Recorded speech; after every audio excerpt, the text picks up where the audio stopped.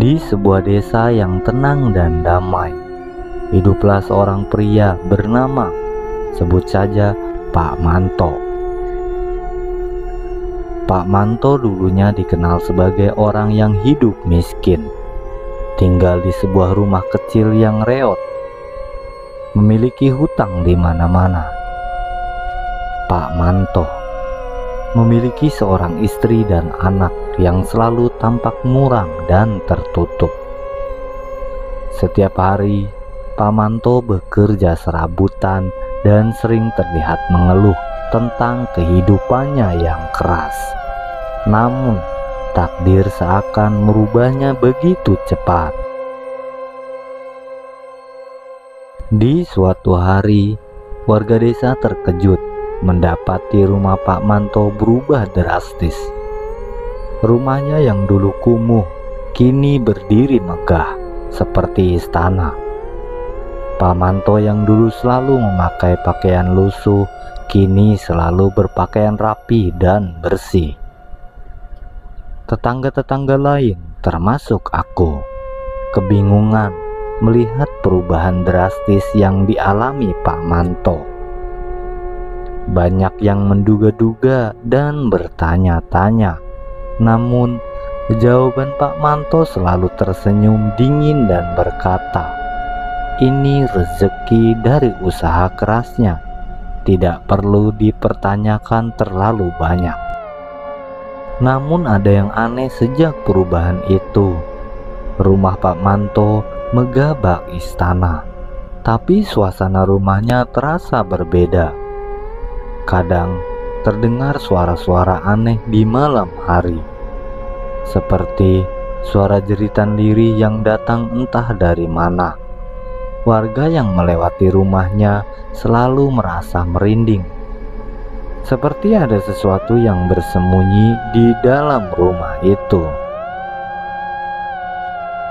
Di suatu malam, aku yang tidak bisa tidur memutuskan untuk duduk di teras rumah sambil menikmati angin malam. Tapi terlihat dari kejauhan samar-samar sosok bayangan berdiri di depan rumah Pak Manto. Semakin lama semakin jelas. Sosok itu seperti seorang yang menatap langsung ke arahku. Aku berusaha mengabaikannya.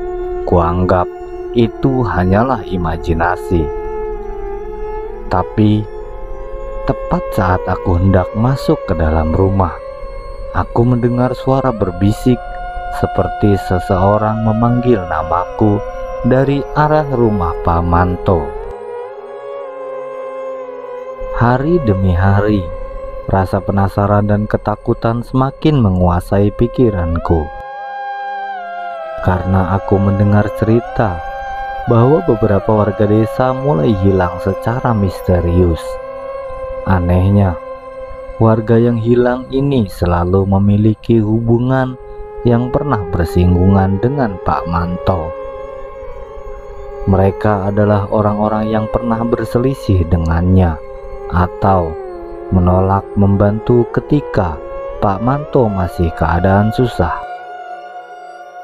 Desas-desus tentang ilmu hitam dan pesugihan mulai tersebar. Banyak yang mulai curiga bahwa kekayaan Pak Manto bukan dari usaha kerasnya, melainkan dari perjanjian gelap yang mengorbankan nyawa orang lain atau tumbal. Malam itu, ketika bulan purnama bersinar terang, aku memberanikan diri untuk menyelidiki sendiri. Aku berjalan pelan-pelan menuju rumah Pak Manto dan menyelinap di balik semak-semak. Saat aku mengintip ke dalam rumahnya melalui jendela, aku melihat Pak Manto duduk di depan sebuah altar kecil dengan lilin-lilin hitam menyala di sekitarnya. Di altar itu terdapat foto-foto orang yang hilang, termasuk beberapa orang yang aku kenal. Pak Manto membacakan mantra dengan suara rendah, lalu tiba-tiba aku melihat sesuatu yang membuat bulu kuduku merinding. Ada sosok-sosok bayangan hitam muncul di sekeliling Pak Manto. Wajah-wajah mereka tampak menderita dan penuh ketakutan. Di situ aku mulai sadar bahwa mereka adalah korban-korban yang dijadikan tumbal untuk kekayaan Pak Manto. Mereka berdiri di sekitar altar, mengeluarkan jeritan yang memekakan telinga. Namun Pak Manto tampak tak terganggu. Sebaliknya, dia malah tersenyum puas, seakan menikmati penderitaan mereka. Aku ingin berteriak, namun suaraku tercekat. Tubuhku tidak bisa bergerak, seperti ada sesuatu yang menahanku. Keesokan harinya, aku mendengar berita bahwa salah satu saudara jauhku, Ari, hilang tanpa jejak. Aku semakin yakin bahwa Pak Manto adalah dalang di balik semua ini, dan aku takut Ari menjadi tumbal berikutnya. Aku ingin melaporkan hal ini kepada warga, namun siapa yang akan percaya kepadaku? Sementara itu, satu persatu orang yang memiliki hubungan denganku mulai hilang. Akhirnya, saat malam yang dipenuhi ketakutan tiba, aku mendengar suara-suara gaduh dari arah rumah Pak Manto. Kudapati Pak Manto terlihat panik di halaman rumahnya, terjatuh dan memegang dadanya. Wajahnya tampak ketakutan, berkeringat dingin, seperti sedang dihantui oleh sesuatu. Ketika aku mendekat, aku melihat di sekelilingnya sosok-sosok hitam berdiri. Mereka tampak marah dan menyeret Pak Manto dengan kekuatan tak terlihat. Jeritan Pak Manto memenuhi malam itu. Dia memohon ampun, namun sosok-sosok itu tak menggubrisnya. Dalam kengerian, aku menyadari sesuatu. Sepertinya Pak Manto gagal menumbalkan Ari, saudaraku. Sosok-sosok itu marah kepada Pak Manto. Mereka seperti meminta pertanggungjawaban kepadanya. Kutukan pesugihan itu akhirnya berbalik ke Pak Manto. Tubuhnya terseret menuju altar.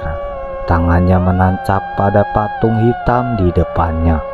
Matanya melotot dengan ketakutan luar biasa. Keesokan harinya, Pak Manto ditemukan tewas dengan cara yang mengenaskan.